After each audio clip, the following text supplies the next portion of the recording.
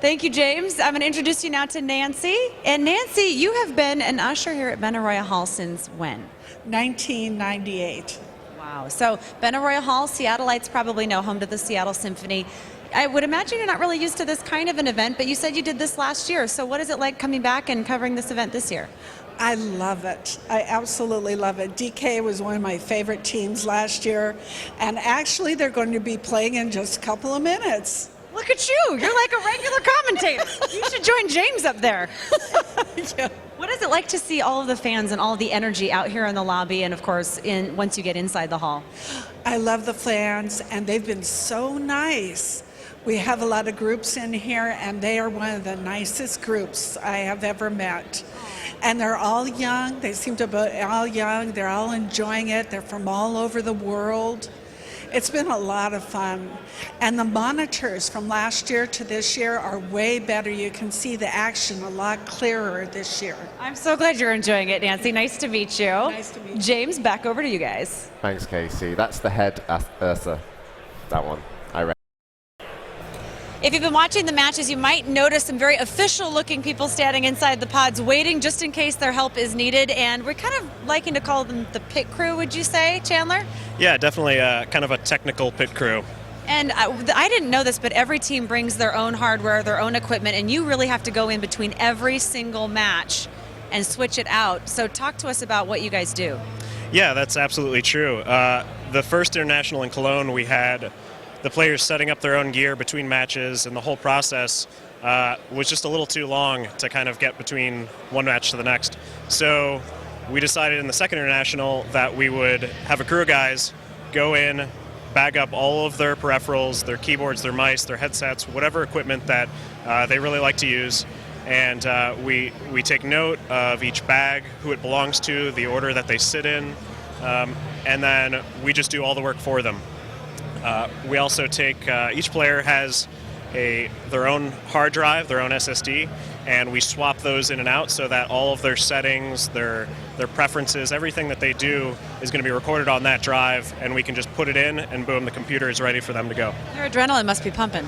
Oh, absolutely.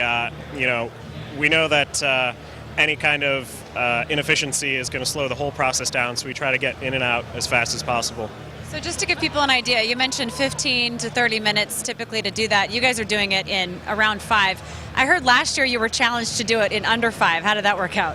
We hit about 2.5 minutes on a swap, and we were promised some Cold Stone ice cream, I think, as a reward for getting that under the record. I'm still waiting for that.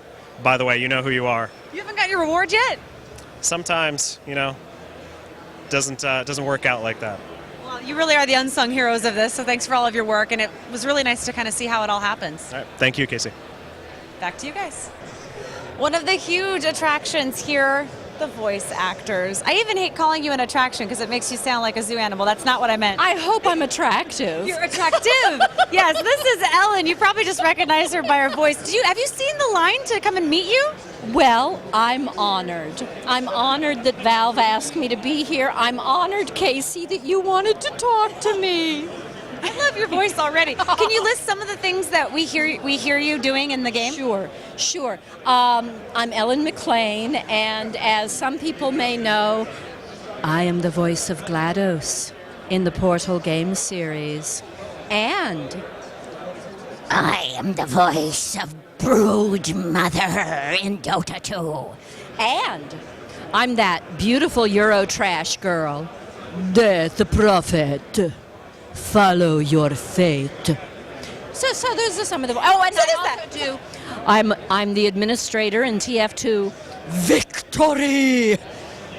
Overtime.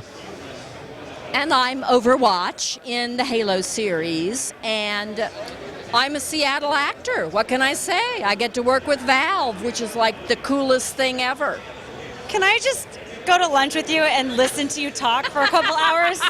That is amazing. Sure. I am in awe of how you do that.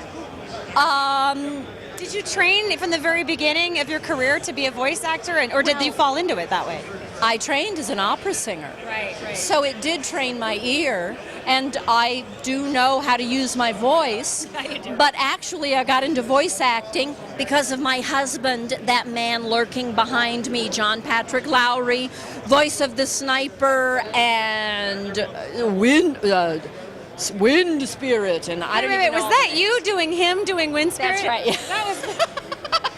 Now I have heard it all. I know, but he got me into, he made me get a voice demo in 2002, and I said, oh God, I'll never get any work. Well, Look at you now. yes, exactly, famous last words. What do you want to say to all of your fans watching from home right now?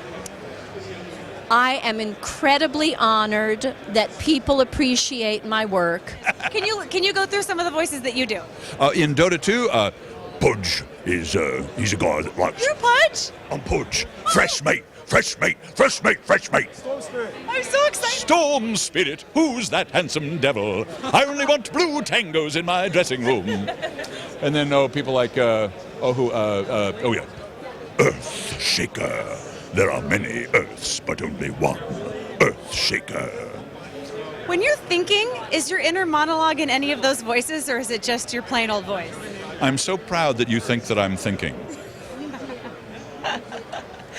No, I tend to think in my own voice. I mean, because this is work. I only do voices when I get paid, except when I do them when I don't get paid. No, I really, I was doing voices since I was a little kid, and of course, the interesting thing about my voice is that it never changed. The nurses in my hospital when I was born called me the B-29. No joke, yeah, because I was crying 2 octaves lower than everybody else. In first grade, I was like that tall.